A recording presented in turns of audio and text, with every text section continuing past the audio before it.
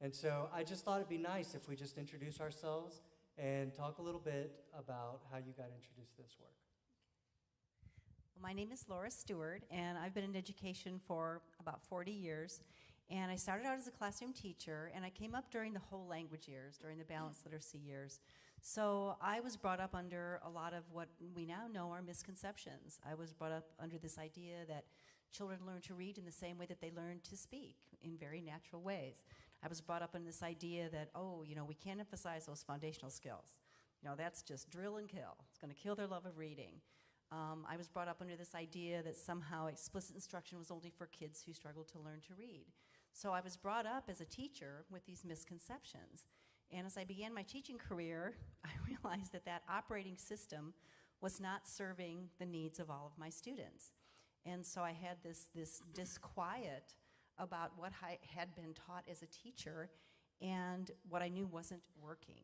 And I would say kind of my watershed moment was during the Reading First years, when we really started to hold our profession to a level of research, looking at that time it was SBRR, scientifically based reading research, and that was a game changer for me.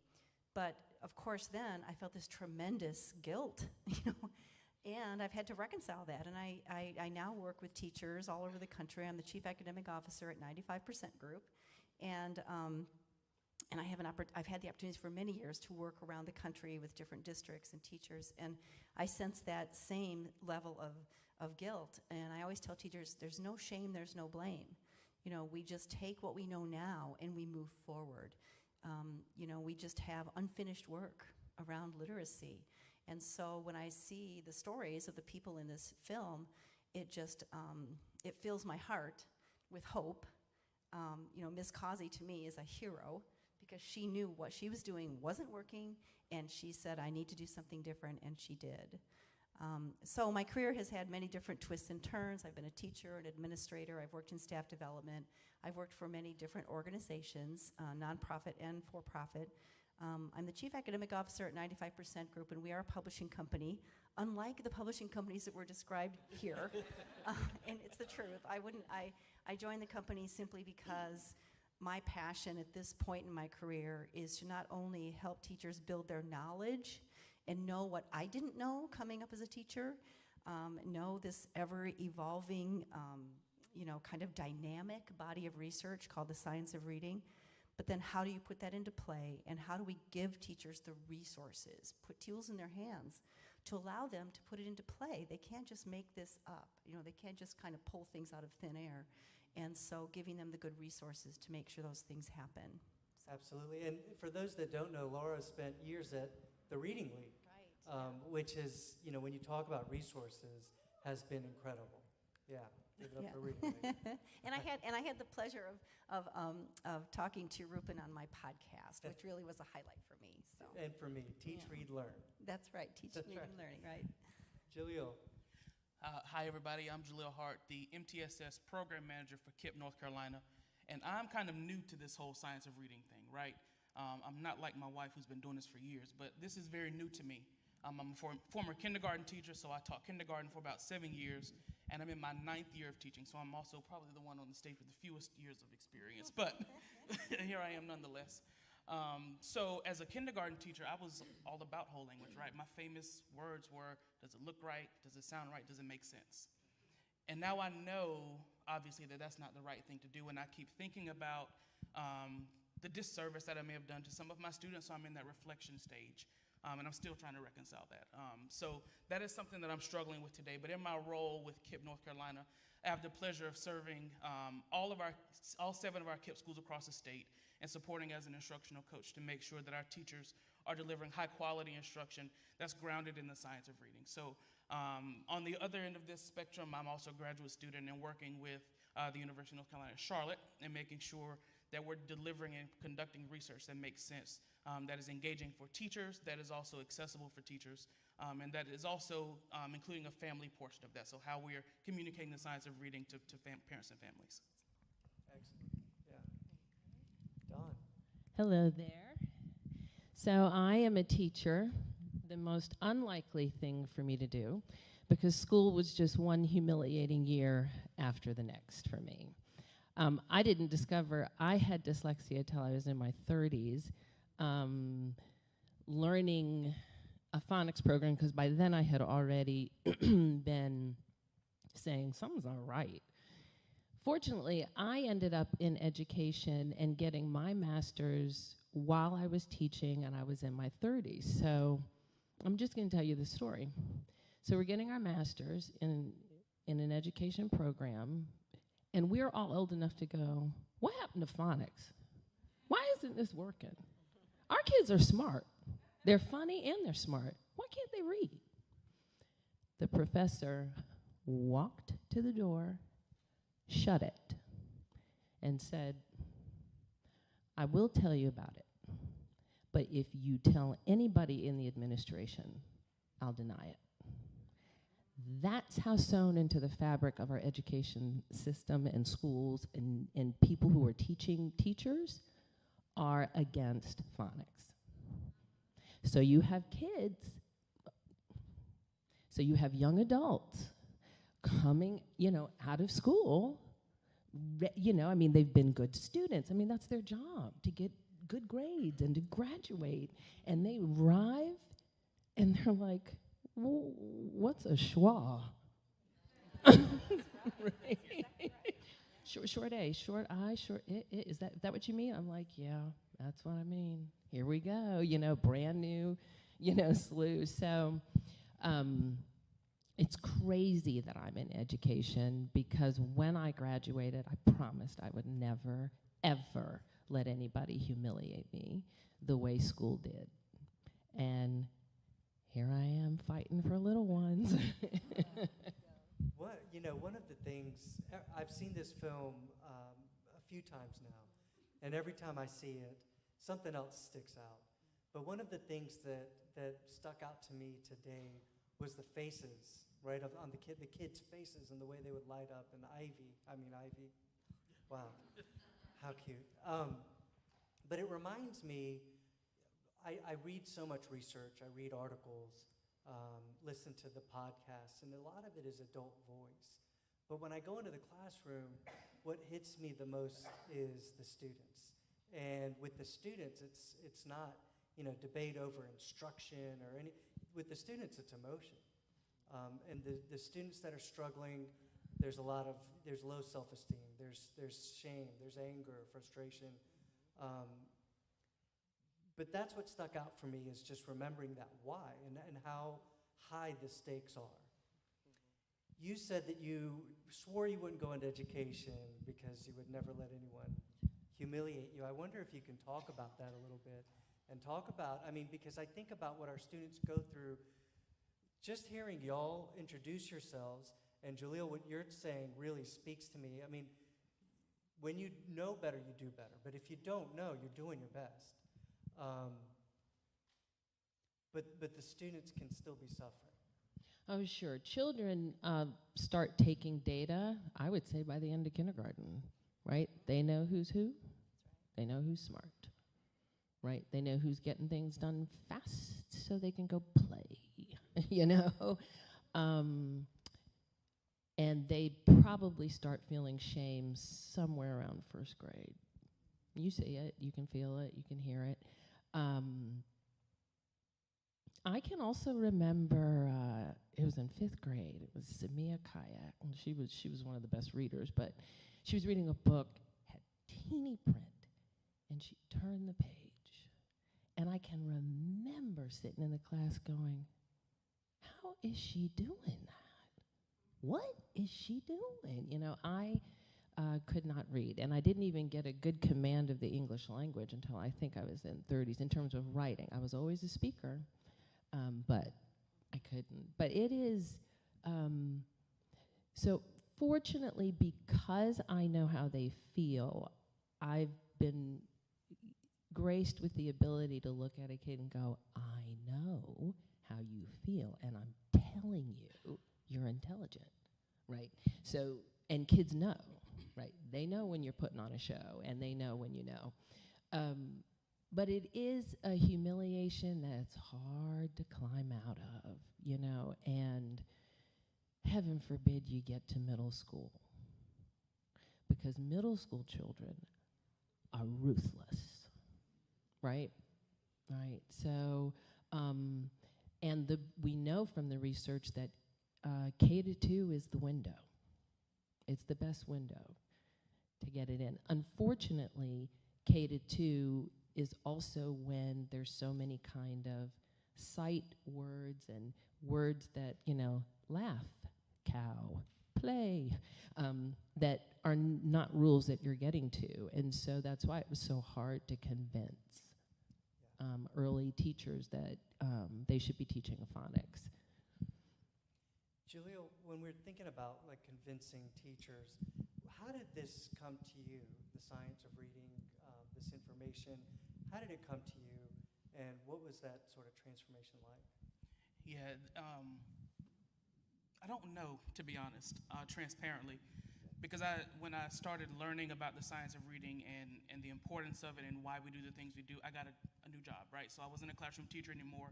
I shifted to an instructional coach, which is an interesting place to be when you're trying to break your bad habits and teach someone else some new habits, and you haven't completely let go of what you thought was right. So that was really a struggle for me. But moving forward, something that I try to do, and Dawn, you touched on this, is you said, I know how you feel. And I think that resonates with teachers also, right? I'm not an expert on anything by any means, right? But if I can relate to teachers and say, I know how you feel, and we do that learning together, I think that's really important. That's how I've kind of overcome that. What about for you, Laura? What have you seen? I mean, you've traveled the country talking about this, talking to others. What have you seen work as far as messaging or advocacy? Well, one thing I think that gives me great hope is to know that with the right instruction at the right time, with evidence-aligned instruction, we really can teach 95% or more of our kids to learn to read. Reading is a learned skill. It's not something that develops spontaneously. It's not something that some people have and some people don't. And there are certain instructional steps that we can take that can help build that neural system so that we can unlock the alphabetic code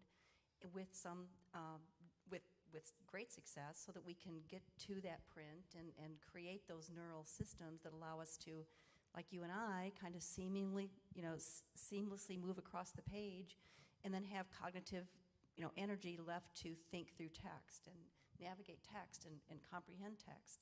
So I think, what gives me the greatest hope, and I think what's the message we want to say, is that, we know that with the right instruction, we can teach virtually everybody to read. We know a great deal about what that instruction needs to look like, and how do we, with collective efficacy, play our different roles in helping enact that. And whether that is the role of a teacher, or whether that's the role of someone who teaches teachers, or whether that's the role of a parent, or an advocate, or a reporter. We are all invested in this. This is our children's lives at stake. In that movie, when they talk about the illiteracy to prison pipeline, that's very real. So like, as you said earlier, Rupen, the stakes could not be higher, but the hope could also not be higher. Yeah. So that's the message I try to grab onto, and that's what gets me out of bed, in the morning, is that hope. If I could hop in real quick about the advocacy piece. On the way up, I was talking to my wife about my thoughts about the film and all. And I said, this is really a call to action, not just for teachers, right, to want to do better in their classrooms, but it's really a call to action for policymakers. It's a really good call to action for researchers. It's a really good call to action for school boards to make sure we're doing right by kids. And I think it takes us, those who are in the room, to have those conversations with those decision makers who can really enact those changes. Yeah, and I think staying on top of those decision makers after decisions have been made. And so one of the things that stands out to me when we watch this film is, in some ways, North Carolina is starting to move beyond some of the conversations we saw here. In 2021, we had our General Assembly ratified a law, the governor signed it. We've got a law that says that reading has to be based on the reading research. Literacy instruction has to be based on the reading research. That law talks about working with DPI to make sure that you've got strong curriculum. That law talks about working with DPI to make sure you've got strong, intervention programs. It impacts educator preparation programs so that hopefully that there's a pipeline of teachers coming in with this knowledge. That law included letters training, which I think is probably what got the most ink out of the whole thing. There was a lot in that law. And it's great that we have that, because now we have something to point to say, okay, now we've got to be accountable to this law. Don, can I start with you and ask you? I mean, you're in the elementary school. I mean, has teaching reading changed? Yes, I'm pleased to say that I'm not always the voice screaming about dyslexia and fighting for it. Letters has affected teachers, but you need to understand that it's a tough curriculum, and teaching is an overwhelming job. And so the degree to which people are able to implement it at this point is, I would say, different from classroom to classroom to school to school to county to county. Because it is tough. And one young teacher said when she started letters, she said, dang, this is like we're in school again. And I promptly looked at her and said, that's because you should have learned it in school. But it's tough, and teaching is so tough, right? We teachers are, let me see, I've been in it for maybe like 5 years, and I can remember teachers saying, get out, because it's a witch hunt. And that was in New York. I mean, they were ahead of it, right? And they said, like, this profession used to be so much fun, but baby, it's a witch hunt. And proof is in the pudding, right? Less and less people are coming out of college going into teaching programs. More and more are getting out, and more are retiring, and we're in trouble. And so for those of us who are fighting for reading as a right, those who don't want a public education system are also winning the game. And I can be a little cynical, but it's, to me, when I look back, man, it's like, oh, public education was leveling the playing field a little too much. And somewhere around the 40s, things had to change, right? We suddenly have a pedagogy that requires someone at home to read over and over and over and over, and because that's the only way balanced literacy works. It doesn't do anything for the spelling. Nobody can spell.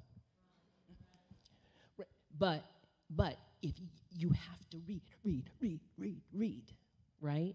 Well, isn't it interesting? Because when the men were coming back from war, suddenly we changed our posters from Riveter Annie to women in aprons and whatnot. And then isn't it interesting that suddenly we have a pedagogy that requires someone at home to read? It's on purpose. I'm not educated enough to say this, but I have a hard time believing it wasn't on purpose. I think you're educated enough to opine from this stage. 100%. It's good for me to hear that, and it tracks with what I see. I think that letters, more than anything in North Carolina, has changed the conversation. When I started writing about this in 2019, it was very divisive. Just bringing this topic up, very divisive. And now the conversations are, I feel like, at least much more productive. But letters is, again, knowledge. And it's very little practice. And so the key to implementation is that practice, that experience. And as we move in that direction, I reflect on how I came to the science of reading and students with learning differences. I think about them. I always try to center those students as well as other disadvantaged students, because if we can reach them, we're reaching everybody. And so I think about the importance of the MTSS framework as well as interventions. And so I want to start with you, Jaalil. So when I'm in schools and I'm watching students take assessments in great districts, I'm seeing it every 6 weeks. And then what happens next varies wildly. Sometimes the instruction changes, sometimes absolutely nothing changes. So how does this work within the MTSS framework? It's a really good question. You want to know how it works or how it should work? How should it work? It should work that we're doing our regular assessments every 4 to 6 weeks, and that we're changing our instruction based on those assessments, right? How it often works is that we don't change our instruction, which is what you're seeing in schools. And that's often the push that I give to a lot of my teachers across our region, is that why are we collecting data if we're not going to do anything with it, right? We collect a lot of data, but we don't do anything with it. So my push is always, even if it's, this child doesn't need this intervention anymore, let's put them back in core instruction. They don't need it, right? But in terms of tier 3 interventions, right, a lot of times we're tweaking interventions to make sure kids are getting what they're supposed to get. But to answer your question, it should look like we're changing our instruction based on what we're seeing with the data, and that we're collecting data intentionally and strategically and not haphazardly, right? So in a school, let's take KIPP, but in a school that's doing that well, what does that involve? I mean, are these discussions at PLCs, or how does this work? Yeah, these are regular conversations that our teachers are having in teams. None of this work can be done in silos, obviously. So they're having this work, having these conversations in teams. They're reviewing student data. They're reviewing teacher inputs, like what is the teacher doing? How is a teacher teaching or delivering these interventions, which oftentimes is our problem, right? So that's one thing that we're looking at. We're looking at how teachers are delivering interventions, looking at how students are responding to those interventions and making necessary corrections. And we do that regularly. It's an ongoing process. Laura? Can I add to this for 1 second? So also, when MTSS started, right, if you didn't have anybody in the building trained in phonics, right, so you weren't going to get that intervention. So we weren't going to observe that problem. Right, we like to say, like, if the only tool in your box is a hammer, then every problem is a nail. So one of the reasons they don't change is because they have this curriculum. And as a classroom teacher, first of all, asking a classroom teacher to do tier 3, I think is mean. That's pretty hard. So, and then that's even more planning. You know what I mean? Even less of a life I have outside of school, this place that's taken everything I've got. So systematically, you know, you definitely want interventions. You want to fight that there are interventionists who can either intensify or at least offer a structured, explicit phonetic program for. But then also respond to this, like if the student is doing well with interventions, not keep the student there any longer than they need to be there. Which is where I wanted to go with you, Laura, because we were reunited over 95% group. I've had an opportunity to look at some of those offerings. We all know, you know, the Hill Rap offering, which is now, I guess, 95 Rap. But one of the things I was struck by is how the interventions they're created in a way that instruction doesn't look, the instruction is different, but what you're doing and the way that it's written, it's not entirely, you're not teaching entirely different things in tier 3, 1. Okay, well, she shouldn't be. Can you speak a little bit? Yeah, for sure. I mean, something that's really been prominent in my own work and also in the work at 95% group is this idea of an ecosystem, you know, having an ecosystem of instruction in which we have Tier 1, which of course, if we're not meeting the needs of the majority of our kids in Tier 1, we've probably got a Tier 1 problem. We can't intervene our way out of Tier 1. And then we have to have good universal screeners. And from those screeners, we can identify those kids who are at risk. And then we have to have diagnostic screeners. That, to me, is one of the missing pieces. I see a lot of times people trying to make their Tier 2 and Tier 3 groups just from universal screeners.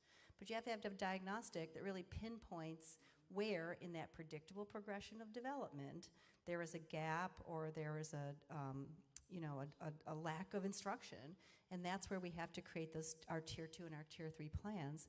And then we have to have this very frequent progress monitoring that is designed to judge our instruction. Progress monitoring is not about the students, it's about our instruction. And if they're not showing gains, it's our instruction that we have to change, because we want to keep our kids out of what I call the cul-de-sac of intervention. Because I see these kids just do, and progress monitoring is designed to stop that and accelerate them back into Tier 1 instruction. So the ecosystem has to have all those things: Tier 1, Tier 2, Tier 3, universals, diagnostics, and progress monitoring, but it all has to be cohesive. So, kids who are in Tier 1 instruction and they need more, they typically need more time, more intensity, which means more targeted instruction, more focus, and smaller groups. They don't need necessarily something completely different. And, I know that many of the reading experts have talked about this coherence among tiers, because the kids, in Tier 2, they typically need just more of what they got in Tier 1, deep, or what they got in Tier 1. And then Tier 3, which is Tier 2 is a subset of Tier 1, Tier 3 is a subset of Tier 2. So these kids in Tier 3 are getting Tier 1 and Tier 2 and Tier 3 instruction, and that has to be the most targeted, the most intense, the smallest groups, the diagnostics that show exactly where that is. And 95 Hill Wrap, is really designed to do that. I just have to give a shout out to that. But we're all, at 95% Group, we're all about creating this ecosystem of coherent and aligned Tiers 1, 2, and 3 instruction with good diagnostic data. Yeah. As I hear you all talk about it, I mean, it's just, it feels very structured. There's a way forward to do this. We don't see it everywhere, though. My last question for you all is, do you feel hopeful that we can see all of this implemented, on a wide scale? And what would be the biggest challenge? Biggest challenges, if you prefer. I would say, when talking about letters is a heavy lift. I mean, what you said about letters, it's a heavy lift. And so to me, the next iteration of the science of reading has to go beyond the knowledge into the implementation. Like, what does this actually look like with real teachers and real kids in real classrooms? So to me, kind of moving from building our knowledge base to, the actualization. How do we actualize that evidence in the classrooms? And that, to me, is a challenge. The second thing is, how are we attracting students young people who feel a calling to our profession? How are we attracting them, recruiting them, keeping them in the profession? Because it's hard. It's hard. And how are we maintaining, the integrity of our profession and helping attract young, bright people who feel this calling, into our profession so that they can serve that calling that they feel? I think that's a challenge. Yeah. And to build on that, I agree with everything you said. I am very hopeful that we'll be able to do this for our students, right? Because our students deserve it. And we all know that. That's why we're all here. But I think one of the biggest challenges in addition to that is money, right? We have to put our money where our mouth is. And if we don't invest financially in our students and their futures, then it won't happen, right? Every school needs coaches, right? Those coaches need coaches. Our teachers need PD, not from people who are getting it at the same time, but from people who are experts in the field, right? They need that continuous professional learning and coaching. And to the teacher preparation part of that, we all know that's a problem, right? It's very hard to attract folks to be teachers. Again, I say we need to put our money where our mouth is. And I don't mean just teacher salaries, although that's a huge thing. We need to go out and intentionally recruit high-quality students who want to be teachers, right? Putting programs in our high schools to increase our high school to teacher ed program pipeline, I think is a great. And Wake County has a great future teachers program. This is my research, so I could talk all day about it, but I won't. I'll leave it right there. But I think creating high school to teacher pipelines is a great way to do that. Thank you.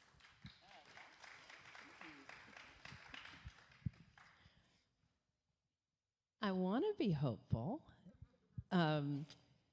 This has been a long fight, and I'm not often on the winning side, because I often wonder, is it that just balanced literacy sounds erudite?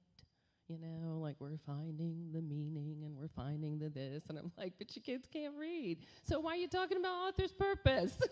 You know? So, and also, you know, y'all, the book Why Johnny Can't Read was published in 1955. He was lamenting and talking about what's happening. And in fact, speaking of Hill Rap 95, in the back of that book, that's the first place I saw word lists. Because he, not only did he scream about it, by the way, if you get the book, it's dated. It was written in 1955. But, I mean, he even gave you something to do. You know, Martin Luther King talks about it in the book, Where Do We Go From Here? It's been such a long fight. I don't get it. Why are we still having this fight? So I think I'm hopeful with this generation. Believe it or not, one teacher came to me and she was like, you know how I learned that I was not teaching? Through TikTok. I don't even have it, but I'm not kidding, right? This generation tells on people. Okay? They rat folks out fast, but they also share what they love, share what they get. And I was like, on TikTok. And she hit that research, she went after it, and she was an amazing phonics teacher. So I think my hope is in the next generation and their ability through social media and to holler. I think that they're going to change it, right? Because admin folks I think they just believe that somebody else has already done the research. So if the district says this or the state says this, then I'm just going to do that. I've got too much other stuff to do, right? So that's what they say to do. Somebody must have done the research, right? So my hope is really in the younger ones and their... Yeah. Thank you. Okay, yes. So let's go to the audience. Do you guys have questions? Now, Beth, we can't see. We really can't see a thing. Okay. Oh, there we go. There's people. Hey, everybody. Any questions? And while y'all are thinking that, I'll just tell you that what we've got over here. You know, my hope is in the room, and in every room that you know, we've screened this film or had other conversations around the science of reading. These were all after North Carolina enacted a law, and we still show up to talk about this because the law is just paper, and we're going to keep showing up until we see it implemented and practiced. So I have a question regarding the funding around letters, and I don't know, with the 2021 law that was passed, they funded it for this 2-year cycle, right, to get the teachers trained. Is the funding a continuation so that we continue to train and do what you all talked about? Because my understanding was it was not, and I'm curious if that is, you know, if this is a 2-year yay and then they're not going to follow through, or if it is actually going to continue. And all of that said, given that we have a 29-year court case and the state still isn't funding basic education in North Carolina for our constitutional minimums, so I'm just curious. Yeah. So it is continuous, or it is continuing beyond the 2 years. And this is a public apology for anyone who I misled in my writing, because I originally thought the same thing, Suzanne, and then came to learn that there is funding from the General Assembly And what they're doing is they're calculating it based on each district, teachers that have come into that district who either are new to the state or have not had letters in a previous district. DPI is then allocating that much, like funding for each one of those positions towards that new district. And now, that money, everything's got a code, right? And the code for that money, it's really you can use it for anything to advance the science of reading. But the guidance is to use that money for letters training for those that need. Hey, thank you so much. Such a treat. My question is for all of you.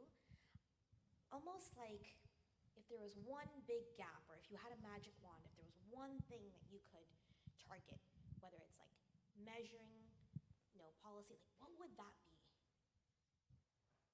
One thing we can change, you said? One thing you could change or add, or one thing that would be super, super helpful. Like target, she said.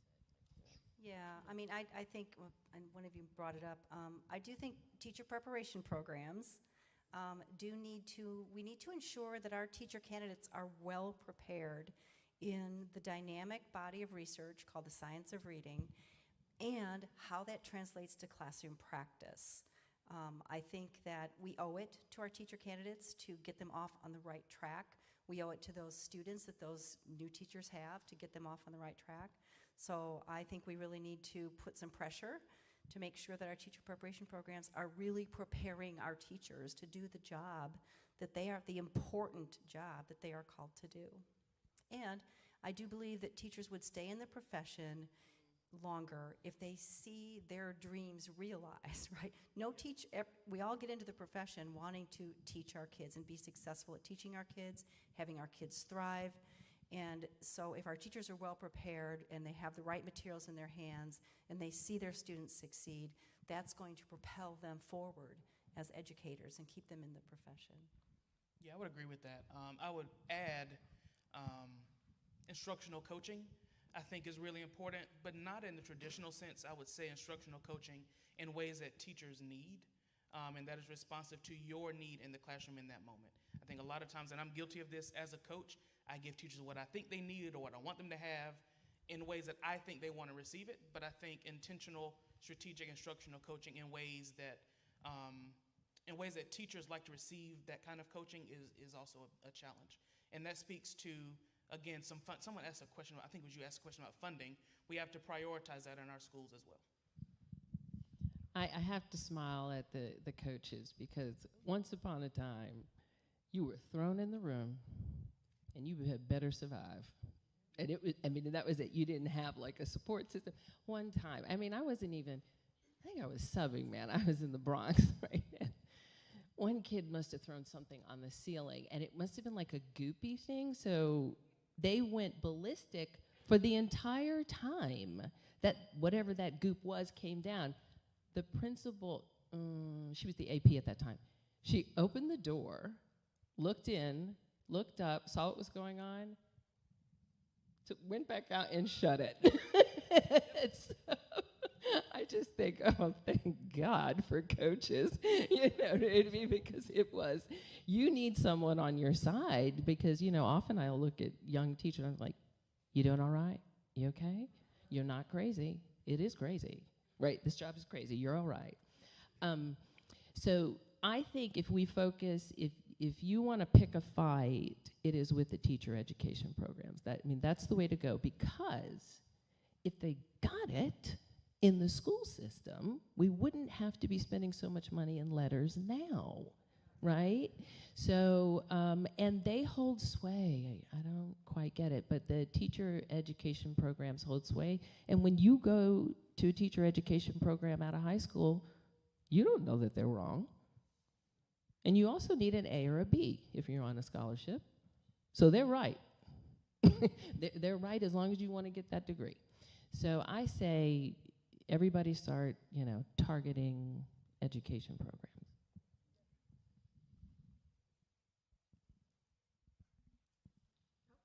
One more. I just want to let you folks know that in North Carolina, we actually have, in addition to money in the legislature for letters, North Carolina since the year 2000, our Department of Public Instruction has been supporting science of reading, professional development for free. So, we have the option in North Carolina of using funding in a smarter way than paying totally for letters. And I'm a good friend with the letters developer, but it is very expensive. And it is 2 years of time. And there is an alternative in North Carolina, which you all need to know about and ask about, that is funded and that is free, that is less intensive, but gets teachers off to a good start. And then what we really need to have more money for is what you talked about, helping implement, because what happens in North Carolina, it's happened since the year 2000.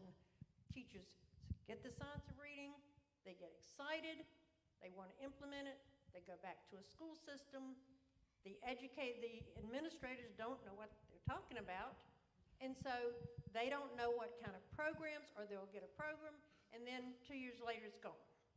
So that's where we need to put our efforts from now on. And North Carolina is really the only state that has done this for its constituents. So ask for it. It's called Reading Research to Classroom Practice. And it's the only PD that was certified, right, by IDA. Yeah, IDA, and it was a long process to get it certified. That is not easy for the International Dyslexia Association. So it is very well respected and a good program, and it does the same thing as letters, just in a shorter time, and it's not as in depth. Thank you. Hill will actually be hosting the Reading Research to Classroom Practice training this winter as part of our collaboration with NCDPI as well, and we have low-cost alternatives too. She didn't introduce herself, but that's our executive director, Beth Anderson.